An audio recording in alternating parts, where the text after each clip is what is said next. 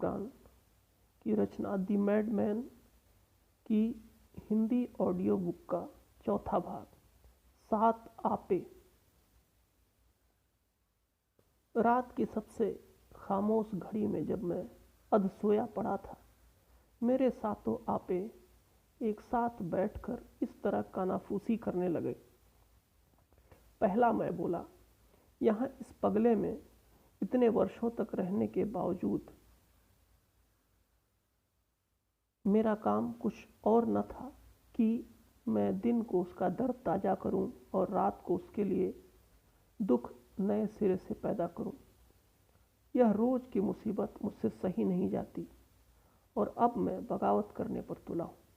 दूसरा मैं बोला, तुम्हारी तकदीर अच्छी है भाई, क्योंकि मुझे इस मनुष्य का आनंदमय रूप बनाया गया है। मैं इसकी हंसी हंसता हूँ और इसकी खुशी की घड़ियों के राग अलापता हूँ और अपने पैरों में 3-3 पंख लगाकर इसके उज्जवल विचारों के साथ नृत्य करता हूँ। अब मैं अपने इस दुख भरे जीवन के प्रति विद्रोह करूँगा। तीसरा मैं बोला, और मुझ प्रेमासक्त मैं के विषय में क्या?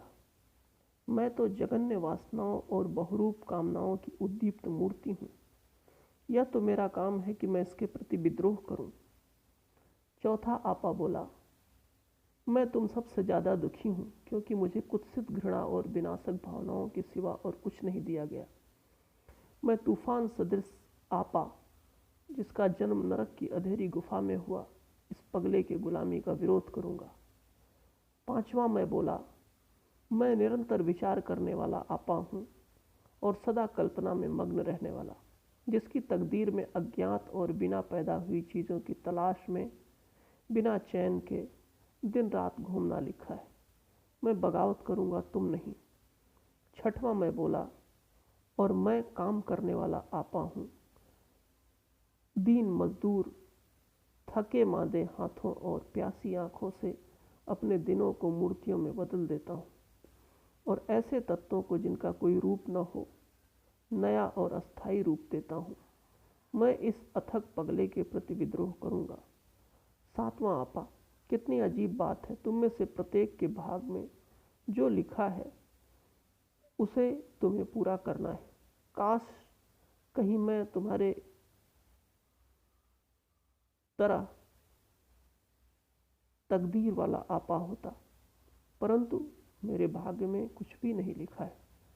मैं एक व्यापार से रहित बेकार आपा हूँ और जब तुम जीवन चक्र चलाने में व्यस्त हो, मैं एक बेनाम और बेनिशान जगह पर खामोश बैठा हूँ। मेरे पड़ोसियों, बताओ भला विद्रोह मुझे करना चाहिए या नहीं? जब 7वें आपे ने यह कहा तो दूसरे 6 आपे उसकी ओर दया दृष्टि से देखने लगे, परंतु आगे कुछ न कहा और जैसे जैसे रात गंभीर होती गई, वैसे वैसे वे एक नई और खुशी से भरी गुलामी से परिपूर्ण होकर सो रहे।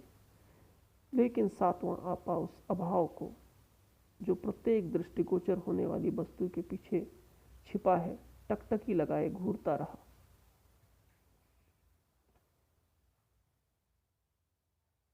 अगली कहानी।